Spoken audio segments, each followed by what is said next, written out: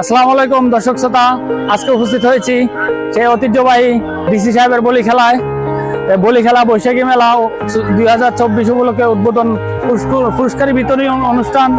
সেই ঐতিহ্যবাহী বলি খেলা অনুষ্ঠিত হয়েছে বীরশ্রেষ্ঠ রুহুল আমিন স্টেডিয়ামে।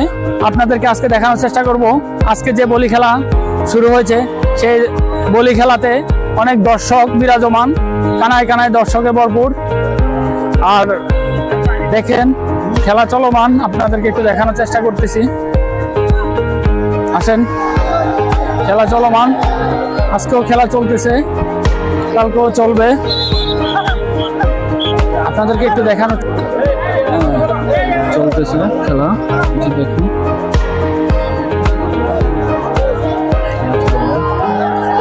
এই যে যেটা বলছিলাম, খেলা চলমান।